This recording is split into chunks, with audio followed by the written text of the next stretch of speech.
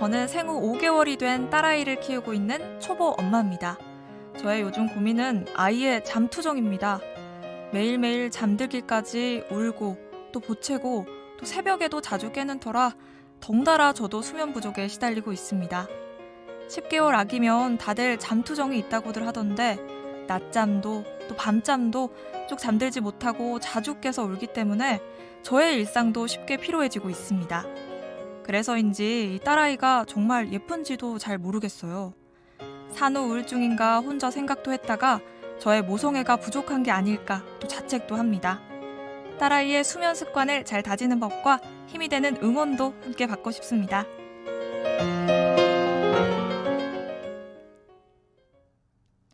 자녀에 대한 고민을 시원하게 풀어보는 시간입니다.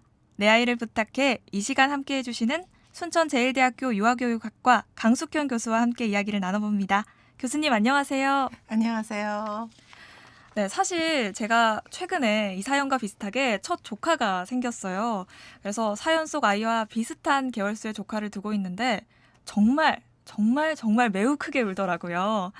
육아가 참 쉽지 않구나 하고 제가 일렬에서 또 보고 있는데 그래서 더 오늘 사연이 공감이 가는 것 같아요. 교수님은 좀 어떻게 들으셨나요? 네, 첫 아이를 키우는 경우에는 아무래도 젊은 엄마 아빠들 신체적인 피곤함하고 또 울어대는 그 아이의 요구가 도대체 무엇일까 잘 알지 못하기 때문에 많이 혼란스럽고 힘들 겁니다.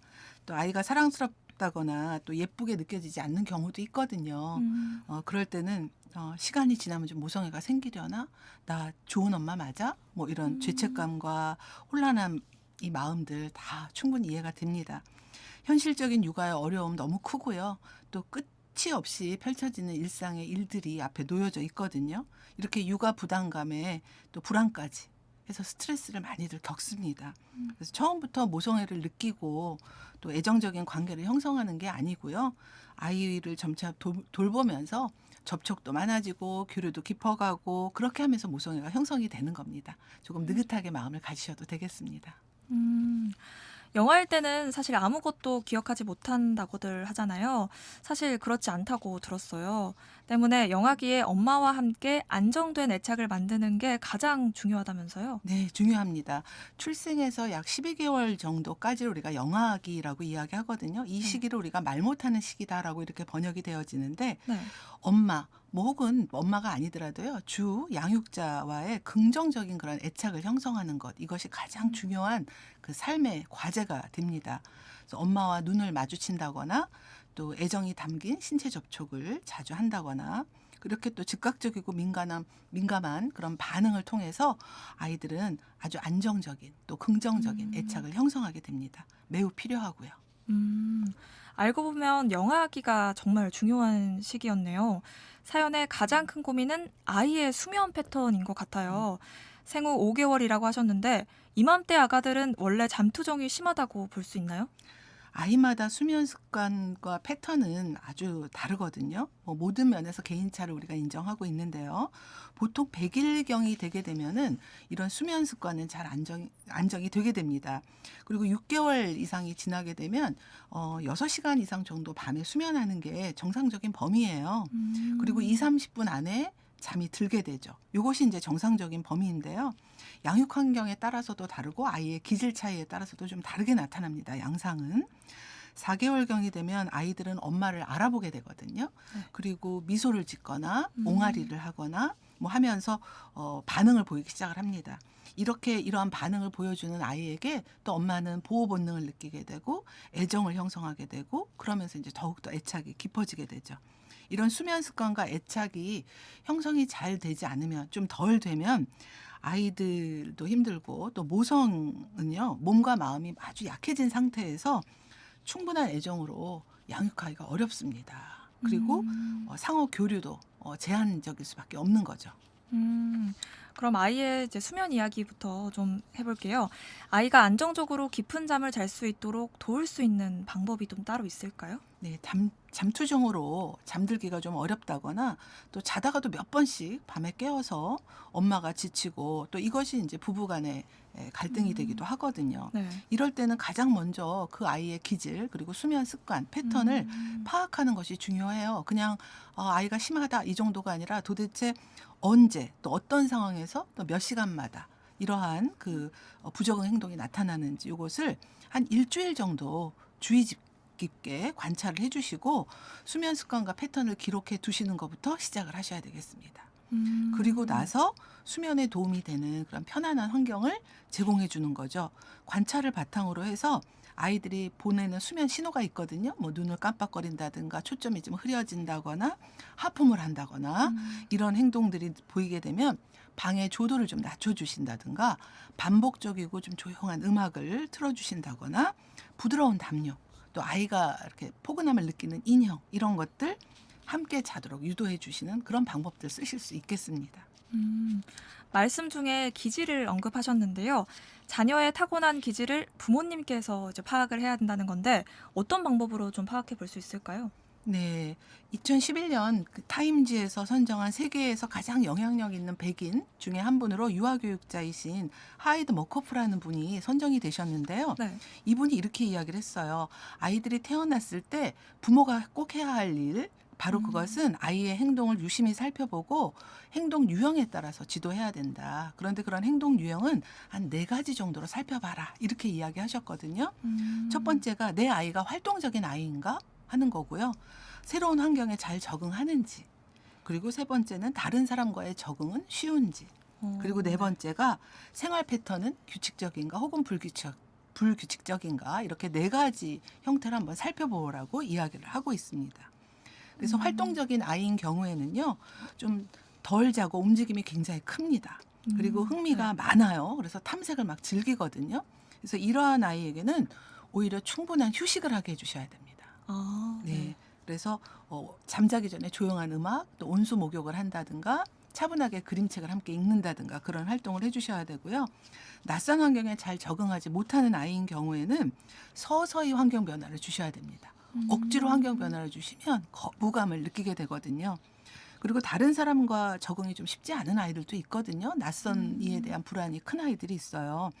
그런 아이들에게는 사람, 사물 점차적으로 변화를 줘야 되고요. 심지어는 좋아하는 장난감도 천천히 바꿔줘야 됩니다. 그리고 생활 패턴이 좀 불규칙한 아이들인 경우에는 정해진 시간에 수면, 정해진 시간에 목욕 뭐 이런 식으로 부모님이 접근해 주셔야 할 것들이 굉장히 많습니다. 그럼 매일 좀 같은 패턴으로 일과를 반복해야지 예민한 아이가 좀 덜 네, 예민한. 그렇습니다. 아이가 주변 환경에 지금 적응하고 있는 기간이거든요. 그래서 안정된 일과 속에서 신뢰감 주는 애착을 형성하는 것 이것이 가장 큰 열쇠라고 보겠습니다. 조금 다른 기질의 차이를 설명해 주셨는데요. 중요한 것은 타고난 아이의 기질을 좋다, 나쁘다로 따질 수 없다는 거죠. 네, 좋은 기질, 나쁜 기질은 없는 거죠.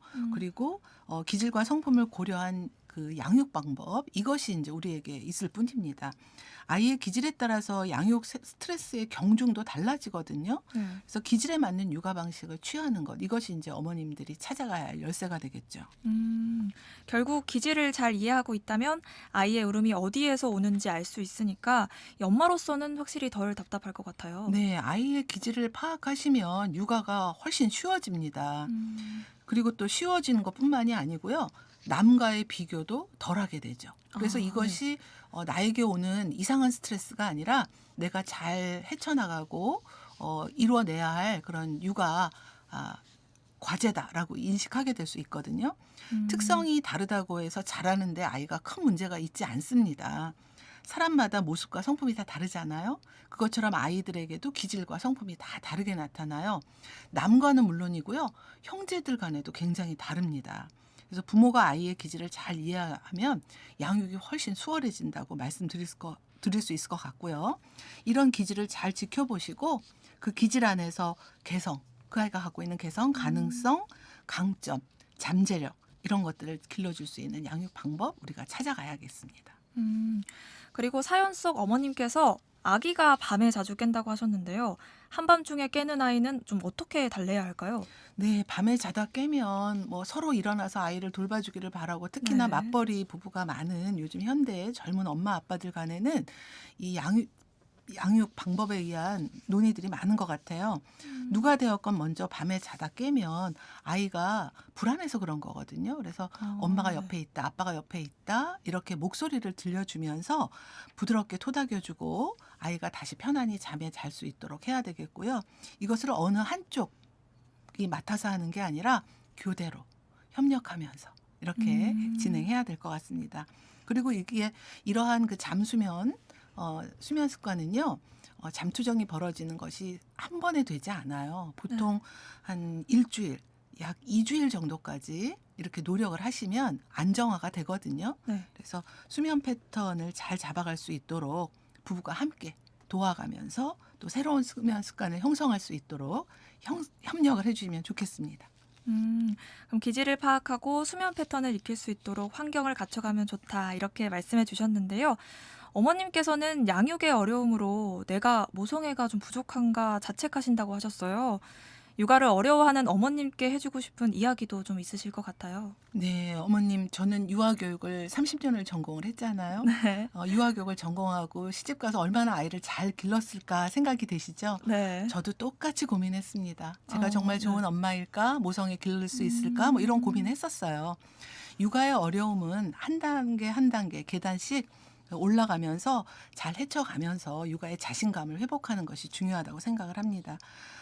저는 제가 어려울 때마다 이 어려움의 문제를 많이 털어놓았어요. 네. 친구, 배우자인 남편, 그리고 음. 가족, 또 친정 엄마 아빠, 시부모님 이렇게 제가 출산 전부터 많은 준비를 해왔지만 예상보다 훨씬 어렵고 힘들거든요. 그래서 그런 문제들을 털어놓고 우울감이나 죄책감에 빠지지 말고 해결책을 찾아내는 것이 좋겠습니다. 그리고 뭐 가깝다면 전문가의 도움도 받으셔야죠. 네. 사실 이 육아에 엄마만의 역할이 필요한 건 아닐 것 같습니다. 아빠도 적극적으로 동참하고 또 손을 보태줄 수 있는 다른 가족분들의 이 함께 육아해 주시면 정말 좋을 것 같습니다. 그렇습니다.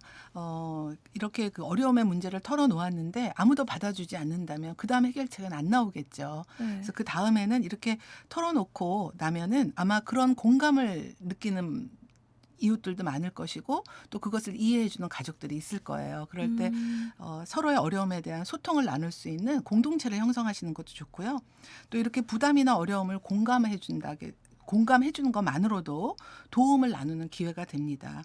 그리고 또 규칙적인 운동 같은 걸 해보시면 어떨까 하는 것도 강하게 추천드리고 싶어요. 그래서 운동이나 산책, 그래서 아이를 데리고 엄마들이 함께 산책하는 이런 모습들 그 가운데 해결책을 찾아볼 수 있고요.